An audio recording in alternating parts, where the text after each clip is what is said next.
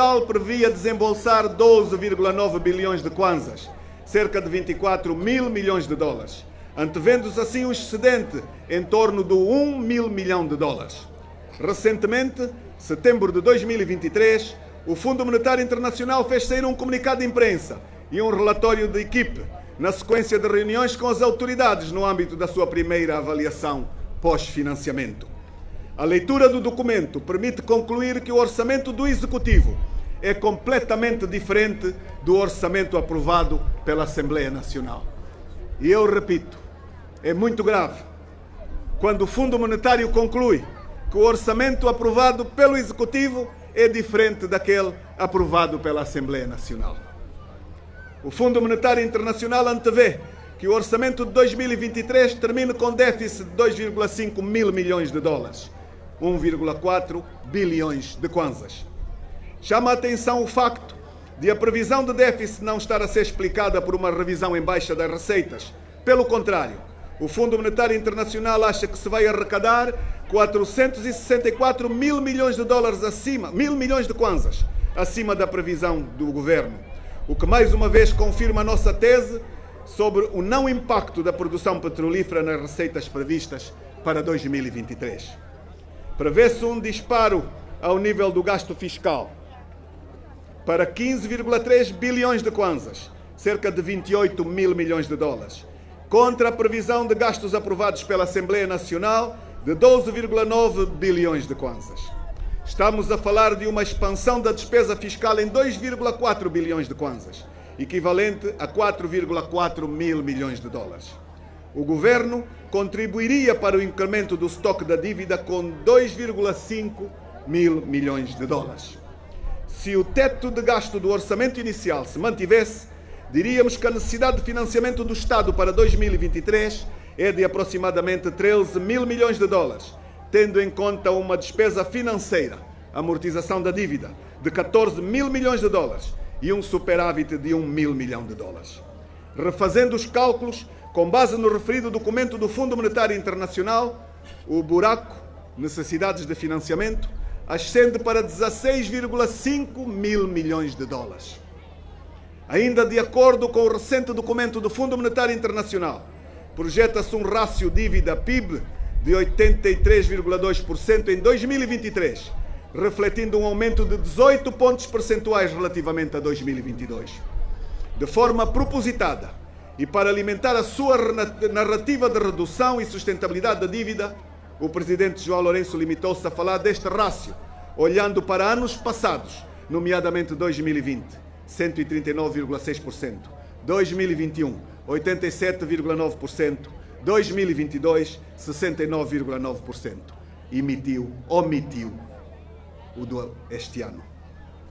É importante dizer que dos 83,2% de dívida estatal relativamente ao PIB, 77,1%, que equivale a 98 mil milhões de dólares, é dívida governamental, e 6,1%, que equivale a 7,2 mil milhões de dólares, é a dívida externa contraída pela Sonangol e pela TAG, existindo uma terceira componente que é o resultado de dívidas garantidas pelo Estado. Num contexto em que o serviço da dívida está de acordo com declarações do próprio Presidente a retirar espaço aos gastos em bens e serviços e infraestruturas, mediante cativações de despesas sem consulta aos deputados, esperava-se que o teto de gastos fiscais, aprovado pelo Parlamento, 12,5 bilhões de kwanzas, se reduzisse. O argumento do Governo para congelar despesas orçamentais vem sendo suportado pelo contexto desfavorável das taxas de juros elevadíssimas no mercado internacional.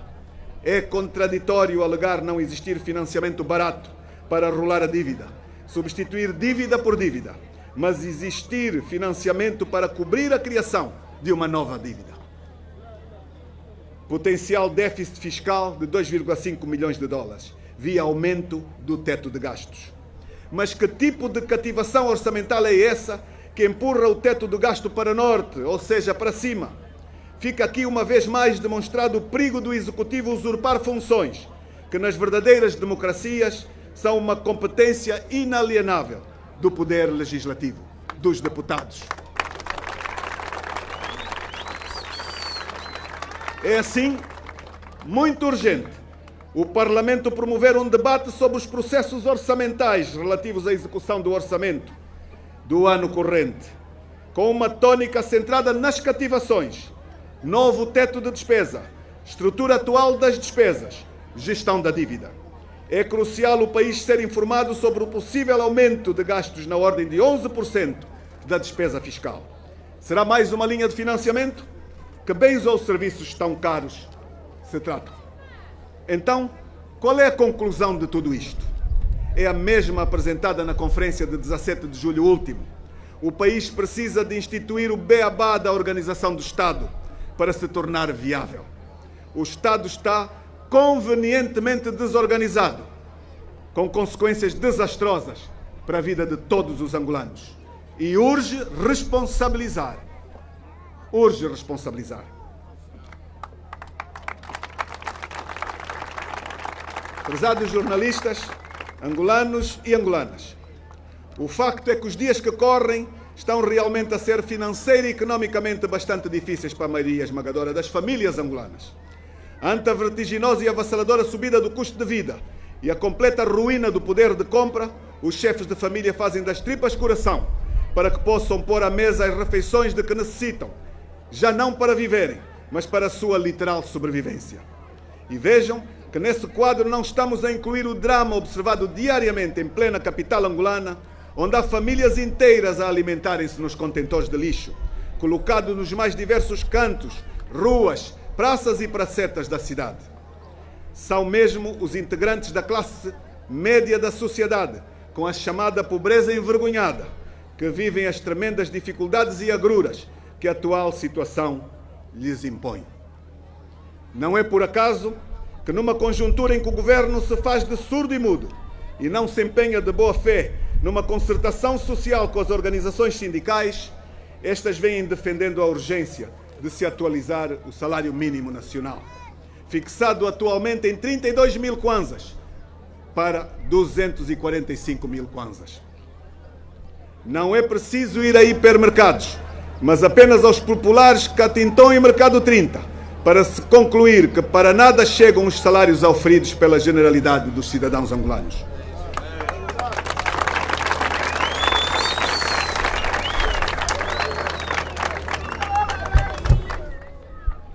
Mas o Presidente da República, na sua mensagem à nação, não avançou medidas que o governo tem para resolver este problema, infelizmente. Nos últimos dias, as caixas de massa custam 5.197 kwanzas o quilo. E o óleo alimentar de 12 unidades adquirem-se a 24.989 kwanzas. 1 quilo de feijão está a 1.300 kwanzas. As caixas de frango, 15 quilos, e de galinha rija, 10 quilos, saem a 20 mil kwanzas e 18 mil kwanzas, respectivamente. O saco de açúcar de 50 quilos está em 66 mil kwanzas.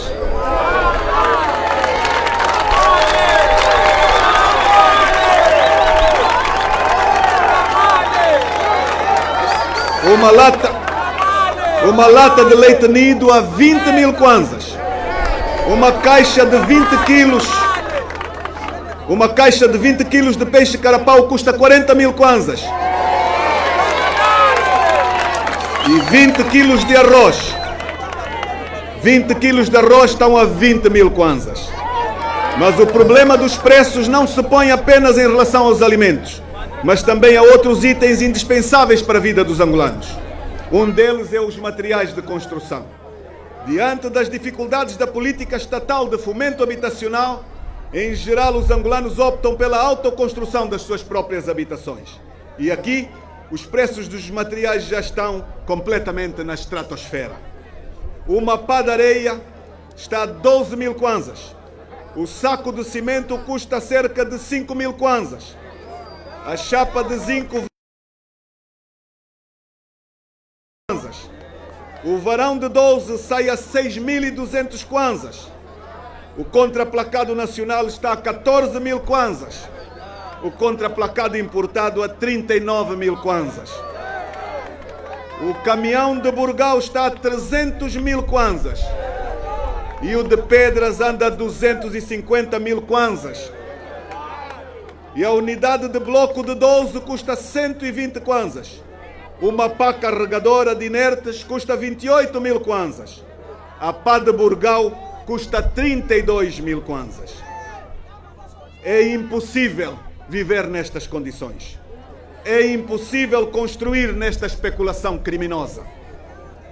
E destas coisas, o Sr. Presidente nada falou. Nada falou.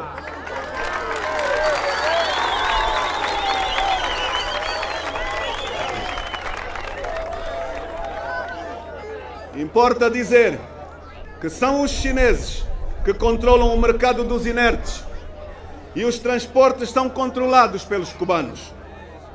Naturalmente que estes preços para os bens que vêm da natureza, nomeadamente a areia, o burgal e a pedra, só atingem esses preços porque têm a total conivência e participação dos governantes nos lucros.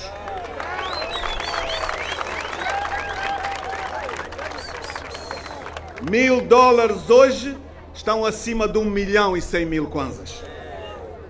Quando o país vive de importações, naturalmente que o país sucumbe pela falta de direção política e falta de proteção aos mais pobres por parte de quem governa. Caros cidadãos, a reforma do Estado consubstanciada em reformas políticas, económicas e sociais é o único instrumento capaz de materializar os anseios dos angolanos. Através do equilíbrio de poderes entre os órgãos de soberania, da garantia de independência funcional das entidades independentes e do regime de inamovibilidade dos seus órgãos. Para aliar a teoria à prática, há que abandonar o atual modelo de Estado, assente na monocracia, fecundado para ser deficitário e parasitário, para que possamos ter um serviço público de qualidade, melhorar o ambiente econômico e dar confiança aos investidores a acomodar. O Orçamento Geral do Estado continua a não cumprir o seu papel principal de legalidade e transparência. Sistematicamente viola os princípios da unidade, universalidade e da publicidade, por falta de informação quanto à identificação de todas as despesas e todas as pessoas que beneficiam de receitas públicas, com a ausência de inúmeras unidades orçamentais e órgãos dependentes, e denota-se mais uma vez a ausência da transparência e a accountability, que deveriam sustentar a boa governação, mantendo-se o desarranjo quanto à distribuição da dotação orçamental por órgão. Este ano foi efetuada a cativação da maioria das despesas do terceiro trimestre, facto este considerado por muitos especialistas como resultado da má governação e do mau planeamento do governo de João Lourenço.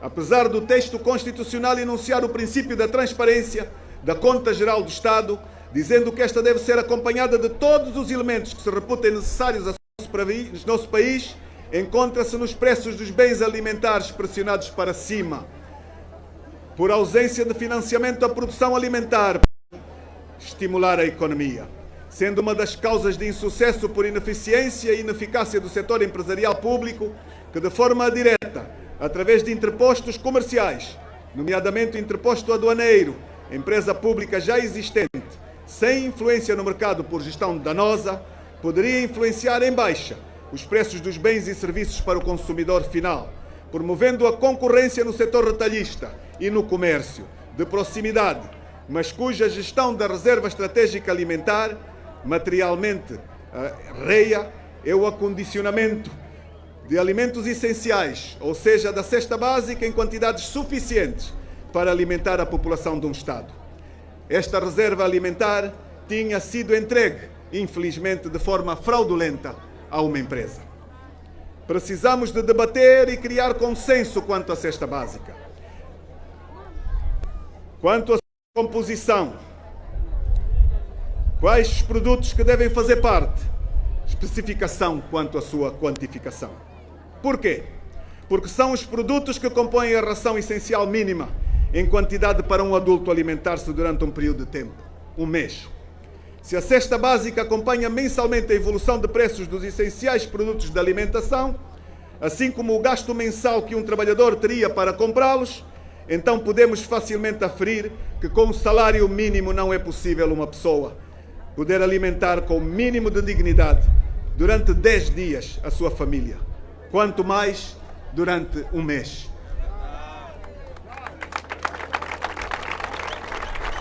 E aqui estamos a falar por baixo. Estamos a fazer como referência uma família de 4 pessoas, quando nós sabemos que a maioria das famílias africanas é bem maior. O nosso desafio é de isentar de impostos e taxas os bens da cesta básica e reduzir para 7% do IVA os demais bens alimentares que estiverem no regime de preços vigiados e estabelecer um mecanismo social de controle preventivo, sancionatório e inibidor das fraudes. A nossa atual condição, em que o principal empregador, o Estado, tem poder de monopólio e a imposição legal de um salário mínimo, às vezes traz efeitos nefastos. Isto permite-lhe aumentar o nível de emprego, pagar salários abaixo da produtividade marginal dos trabalhadores e, consequentemente, criar uma má distribuição do produto nacional bruto. Claramente, queremos dizer que o impacto do salário mínimo per si só sobre o emprego e a qualidade de vida dos cidadãos é uma questão empírica, sendo uma interferência exógena na gestão dos recursos humanos das organizações. Assim, configurando-se o paralelismo entre o custo da produção e o nível de vida dos trabalhadores, podemos aferir que é péssimo o grau de bem-estar do cidadão angolano, que moralmente obriga-nos a colocar determinadas questões. Será que o salário mínimo setorial atualmente em vigor ajudou a reduzir a desigualdade na ala inferior da distribuição dos salários? B. Haverá perdas de emprego associadas ao aumento do salário mínimo acima do crescimento médio dos salários? Data vénia, traduzida em miúdos, não há aplicabilidade de políticas sobre os salários e preços, entre outros fatores por ausência de execução de políticas produtivas alimentares, produção interna de alimentos, agricultura, pescas, pecuária e indústria transformadora, carecendo de um melhor enquadramento na estratégia global de desenvolvimento. Há urgente necessidade da revisão do decreto presidencial que aprova o Sistema Nacional de Preços e que é inconstitucional. A política salarial é inconsequente, a cesta básica é incoerente e o modelo de gestão da REA é ineficaz, pelo que somos de opinião. Regulação de preços de bens e serviços essenciais torna-se necessário. Sobre os bens essenciais, para além dos alimentares, podemos incluir os medicamentos, assim como a título exemplificativo no setor de serviços. Devemos incluir os transportes públicos de passageiros e os serviços de saúde e os serviços de educação.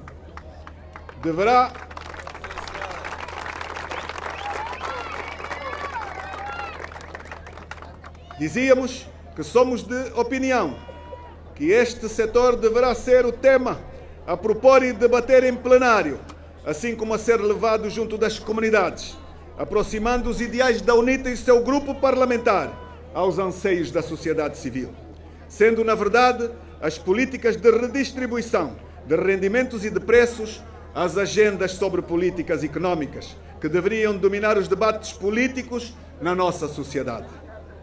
O programa de reconversão da economia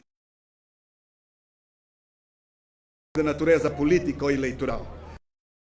Fracasso sem vantagem agregada para os verdadeiros operadores económicos, cujos principais beneficiários foram segmentos de jovens e mulheres militantes do MPLA e amigos dos quadros dirigentes a nível intermédio, cujo único mérito foi o procedimento de mero registro de 250 mil económicos, onde sem pudor é publicitado que somente 5.700 foram financiados. Portanto, estamos a falar de menos 2,5% dos agentes económicos.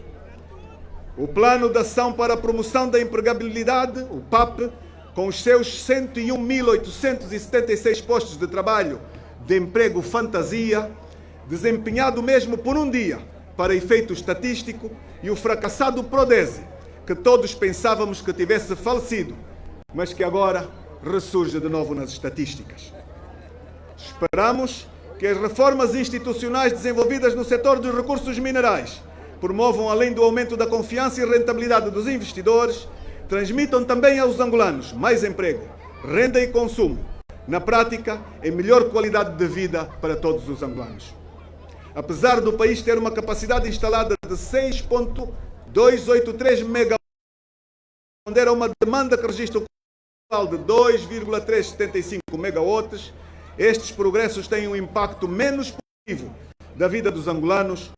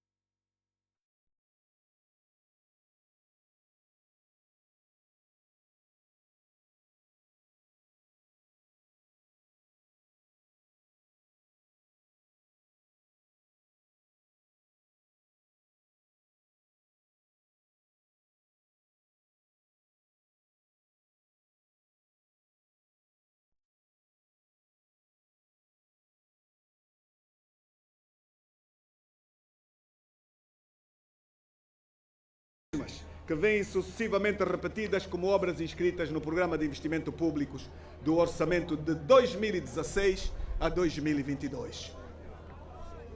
Outro montante artificialmente manipulado é o de 54 milhões e 800 mil dólares, correspondentes à reabilitação e ampliação da cidade de Luanda, na cidade de Luanda, do troço da estrada rotunda do Camama Calemba 2, conforme determina o despacho presidencial 93/21 de 11 de junho.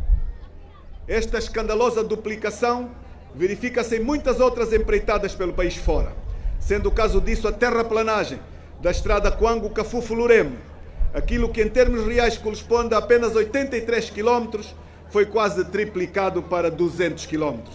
E o valor da empreitada fixado em incríveis 600 milhões de dólares.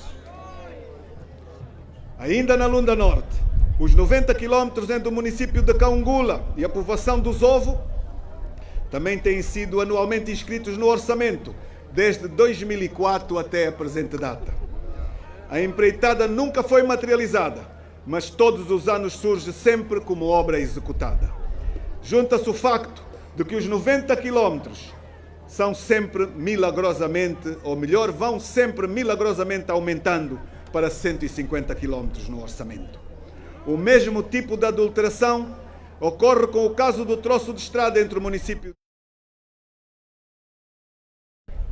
Outra empreitada duvidosa é a que acontece sob a chancela do despacho presidencial número 94/22, de 26 de abril, autorizando a contratação simplificada no valor de 434,976 e 220 euros para a reabilitação das estradas nacionais 40 e 245, troços Rotunda, Mbalo Tchau, extensão de 50 km, Mbala Tchau Savate, 97 km, Savate Congar, 17 km e Mucenda Andulo, 168 km. Pode-se concluir globalmente que estas empreitadas são, via de regra, de execução deficiente, além de não justificarem as avultadas somas do erário que nela se gastam. Tanto os empreiteiros quanto as supostas empresas de fiscalização saem no final das empreitadas com milionárias remunerações. É desta promiscuidade que resultam muitos atos de corrupção e fortunas sem causa, que estão hoje na ordem do dia e levantam o clamor da sociedade angolana. Prezados jornalistas, caros cidadãos e compatriotas, a educação em Angola tornou-se um verdadeiro antro de negócios ilícitos e lucrativos com a venda de vagas de acesso e de notas no processo de avaliação. Todos os anos são vendidas vagas a um preço que varia entre os 50 e os 400 mil kwanzas. Esta é uma prática absolutamente ilegal e pune fortemente as famílias pobres, porque as outras pagam. Acrescendo-se a isto as insuficiências estruturais do próprio sistema de ensino, na absorção da população em idade escolar. O resultado só se pode cifrar no crescimento gradual, observado todos os anos do número de crianças sem acesso à escola, o que faz do sistema educacional angolano um fator multiplicador das graves desigualdades. 30% dos adolescentes e jovens que com muito esforço dos pais acabam o ensino básico na escola pública têm acesso ao ensino secundário. É muito grave. Tudo isto decorre do descaso e negligência com que o governo trata os desafios respeitantes ao sistema de ensino e educação em Angola.